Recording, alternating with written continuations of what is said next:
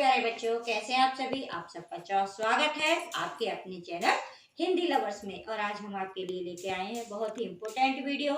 इसका शीर्षक है मुझे फूल मत मारो। और इसके जो रचयिता हैं वो हमारे राष्ट्रीय कवि नरकिशोर गुप्त जी हैं और ये साकेत से अवतरित है। तो आइए हम अपना जो गीत है इसको शुरू करते हैं। अपने इस वीडियो के माध्यम से देखिए जो गीत है हमारा, एक तो ये वियोग श्रृंगार का सबसे अच्छा उदाहरण है। दूसरा, इसमें जो उर्मिला जी हैं, लक्ष्मण जी की पत्नी, जो 14 वर्ष तक अपने पति से दूर रही थी और उनकी अनुपस्थिति में मौसम आए और गए 14 सालों तक। कभी बसंत आया, कभी शिशिर ऋतु आई, कभी शीत ऋतु आई, कभी बरसात का भी मौसम आया। तो उन मौसमों में उन्हें जो मनोभाव थे, उनकी जो मनोदशा थी, उसका यहाँ पर कवि ने सुंदर वर्णन किया है। और इस गीत में उन्होंने बसंत ऋतु के आगमन पर जो उर्मिला जी की मन स्थिति है उसका यहाँ पर कवि ने वर्णन किया है। तो देखिए यहाँ पर उर्मिला जी क्या कहती हैं। मुझे फूल मत मारो, मैं अबला बाला वियोगिनी, कुछ तो दया विचारो, होकर मधु के मीत मदन पटु, तुम कटु गरल नगारो। मुझे विकलता तुम्हें विफलता, ठहरो श्रम परिहारो। नहीं भोगनी मैं कोई, जो तुम जाल पसारो, बल हो तो सिंदूर बिंदु यह हर नेत्र निहारो। रूप दर्प कंदर्प तुम्हें तो मेरे पति परवारो, लो यह मेरी चरण धूल उस रति के सर पर धारो। यहाँ पे उर्मिला जी हैं और कामदेव का जो संवाद है उसके बारे में कवि ने कहा है। और उर्मिला जी कहती हैं मुझे माने मुझे, अपने लिए संबोधन है। फूल माने फूल, मत मानी मत, मारो मानी मारो। यहाँ पर उर्मिला जी कह रही हैं हे कामदेव, तुम मुझे फूल मत मारो। अर्थात यहाँ पर ये उर्मिला जी जो है, वसंत ऋतु का आगमन हो गया है, प्रकृति में बहुत सारे परिवर्तन हो रहे हैं। पतझड़ के बाद जो पेड़ सूने सूने थे उन पर नई नई पत्तियां आने लगी हैं। जो फूलों वाले वृक्ष थे उनकी टहनियां फूलों से लद गई हैं। चारों तरफ प्रकृति का जो नजारा है बहुत ही आकर्षक और मन मोह लेने वाला है।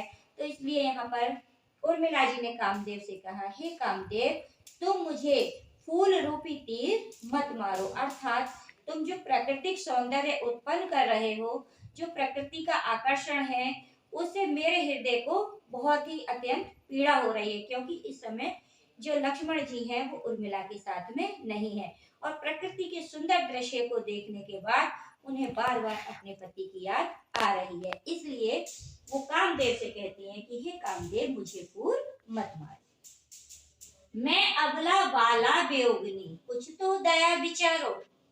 मैं, और उर्मिला जी ने अपने लिए कहा, मैं माने मैं, अबला जिसके अंदर बल ना हो, बाला माने स्त्री, वियोगिनी जिसका पति विदेश गया हुआ हो, दूर गया हुआ हो, उसके दुख को भोगने वाली, वियोग को सहन करने वाली वियोगिनी। कुछ मानी कुछ, तो मानी तो, दया मानी दया रहम, विचारो मानी विचार करना।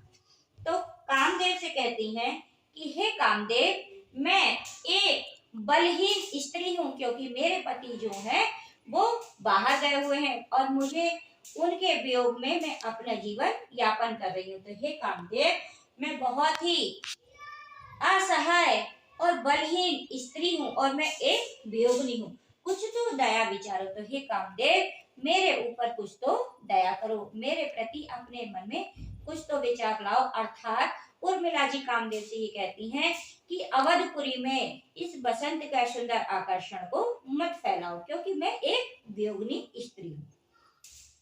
होकर मधु के मीत मदन पटु, तुम कटु गरल न गारो। होकर मानी होकर, मधु मानी वसंत, के मानी के, मीत मानी मित्र दोस्त, मदन मानी कामदेव, कामदेव का पर्यायवाची मदन है, पटु मानी चतुर, तुम मानी तुम, कटु मानी कड़वा, गरल मानी विष जहर, ना मानी नहीं, गारो मानी फैलाओ। तो कहती है हे कामदेव, तुम बसंत के मित्र हो और तुम बहुत ज्यादा चतुर हो, तुम कटु गरल नगारो, इसलिए हे कामदेव तुम बहुत ज्यादा चतुर हो और वसंत के जो हो मित्र हो, इसलिए तुम मेरे चारों तरफ ये अपना कड़वा जहर मत फैलाओ। मेरी तरफ जो है जहां तक मेरी दृष्टि जाती है, अर्थात अवधपुरी में इतना ये जो गरल फैला रहे हो, विष फैला रहे हो, उस विष को तुम मत फैलाओ। चाहे तुम कहीं और भी अपना आकर्षण जो है, अपना सौंदर्य है, उसको फैला लो, लेकिन यहाँ पर अपना जो जहर है उसको मत फैलाओ, क्योंकि तुम्हारे इस प्रकृति के आकर्षण से मुझे बार बार कष्ट हो रहा है, बार बार मुझे अपने पति की याद आ रही है। मुझे विकलता तुम्हें विफलता, ठहरो श्रम परिहार। मुझे मानी मुझे, विकलता मानी व्याकुलता, तुम्हें मानी तुमको कामदेव के लिए है, विफलता मानी हारना, हार जाना, असफलता, ठहरो मानी रुक जाओ, श्रम मानी मेहनत, परिश्रम, परिहारो मानी बेकार करना, व्यर्थ में, व्यर्थ, परिहारों का मतलब होता है व्यर्थ या बेकार। तो उन्होंने कहा, हे कामदेव, ये जो तुम इतना सुंदर प्रकृति के दृश्य, नए नए नजारे उत्पन्न कर रहे हो, जो प्रकृति का सौंदर्य यहाँ फैला रहे हो, उससे मुझे व्याकुल करके, मुझे बेचैन करने के बाद अगर मैं उसको देख के व्याकुल हो जाऊंगी, बेचैन हो जाऊंगी, तभी तुम्हें विफलता ही हाथ लगेगी, क्योंकि मैं एक वियोगिनी हूँ। मैं अपने पति की प्रतीक्षा कर रही हूँ और मैं अपने पति से बहुत ज्यादा अत्यंत प्रेम करती हूँ। इसलिए ठहरो मानी रुक जाओ, श्रम परिहारो, तुम बेकार में यहाँ पर अपनी मेहनत को बेकार मत करो, क्योंकि मुझे व्याकुल करने के बाद, मुझे बेचैन करने के बाद भी तुम्हारे हाथ में विफलता ही लगेगी, अर्थात तुम्हारी ही हार होगी, क्योंकि मैं एक वियोगिनी हूँ, तपस्विनी हूँ। तुम अपना ये सुंदर नजारा वहां फैलाओ जहां पर संयोग की अवस्था है, उस जगह पे तुम अपने दृश्य को उत्पन्न करो। नहीं भोगनी यह मैं कोई, जो तुम जाल पसारो। नहीं मानी नहीं, भोगनी मानी वस्तुओं का भोग करने वाली, वस्तुओं का आनंद लेने वाली। यह मानी यह, मैं मानी मैं, कोई मानी कोई, जो मानी जो, तुम मानी तुम, जाल मानी जाल, पसारो मानी फैला रहे, फैलाना, पसारना का मतलब होता है फैलाना। तो उर्मिला ने कहा कि हे कामदेव, जो तुम इतना सुंदर प्रकृति के नजारे को जाल के रूप में फैला रहे हो और तुम्हें ये लगता है कि मैं तुम्हारे इस प्रकृति के सुंदर दृश्य के जाल में फंस जाऊंगी, तो तुम बेकार में गलत सोचते हो, क्योंकि मैं कोई भोगनी नहीं हूँ, मैं वस्तुओं का भोग करने वाली नहीं हूँ, बल्कि मैं एक तपस्विनी हूँ, मैं अपने पति की प्रतीक्षा में रत हूँ। जो तुम जाल पसारो, और इसलिए तुम मुझे जाल फैला करके फंसाना चाहते हो, इसलिए हे कामदेव, तुम्हें इससे कोई भी सफलता हाथ नहीं हो लगेगी, तुम्हें कोई भी सफलता प्राप्त नहीं होगी। अगर तुम्हें सफलता पानी है तो उस स्थान पर जाइए जहां पर संयोग की अवस्था है, जहां पर दोनों लोग नायक और नायिका साथ में है, वहां पर जाकर अपने सुंदर सुंदर नजारों को प्रस्तुत करो और इससे तुम्हें सफलता प्राप्त होगी। यहाँ पर तुम्हें कोई भी सफलता प्राप्त नहीं होगी, बल्कि तुम्हारी मेहनत व्यर्थ में चली जाएगी। बल हो तो सिंदूर बिंदु यह हर नेत्र निहारो। बल मानी ताकत, हो मानी हो, तो मानी तो, सिंदूर मानी सिंदूर, बिंदु मानी रेखा, बिंदु, यह मानी यह मानी यह, हर मानी महादेव शिव, नेत्र मानी नेत्र आंख, निहारो मानी देखो। तो यहाँ पर उर्मिला जी ने कहा, जो एक सुहागन स्त्री होती है उसकी जो मांग में भरा हुआ जो सिंदूर होता है, उसका यहाँ पर उर्मिला जी ने वर्णन किया है। और वो कामदेव से कहती हैं कि अगर यदि तुम्हारे अंदर हिम्मत है, ताकत है, अगर तुम अपने आप को बलवान मानते हो, तो मेरे मांग में जो सिंदूर बिंदु लगा हुआ है, जो सिंदूर भरा हुआ है, तुम उस सिंदूर की तरफ देख लो।